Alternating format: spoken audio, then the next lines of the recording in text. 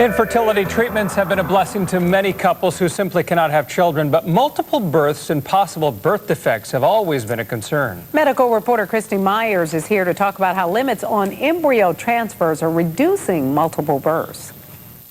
The chances of conceiving Grace were less than 1%. So we call her Amazing Grace. Grace was born when her mother was 42. Laura had in vitro fertilization. Because of her age, they used 5 of her embryos. Grace was born 4 months ago. Hello, little sweetheart. Jamie is 26. After 8 years of infertility treatments, she wanted IVF too. But Dr. Timothy Hickman would only transfer 1 embryo because of her age. Haley was born 2 months ago. A single birth is really what we're going for. A pregnancy often depends on the mother's age, but because of the expense of IVF, there's pressure to transfer many embryos to get a pregnancy. But that can result in multiple births. Most times, that's not a good outcome. The babies will have birth defects, or she might lose them all.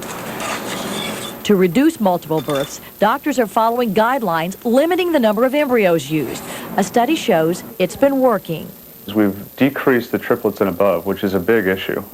That's really where all the problems come in with prematurity and birth defects. For women under 35, doctors transfer no more than 3 embryos. Ages 35 to 40, no more than 4. Women above 40, no more than 5.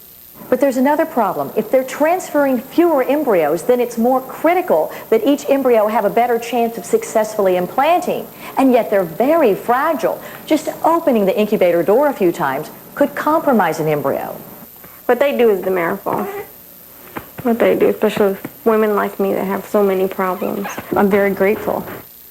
Now, the number of in vitro procedures has nearly doubled in the last few years, but because of these national guidelines, multiple births have actually dropped. Ironically, many of the sextuplets, septuplets, and octuplets were not the result of in vitro and embryo transfers. Instead, they were actually caused by fertility drugs.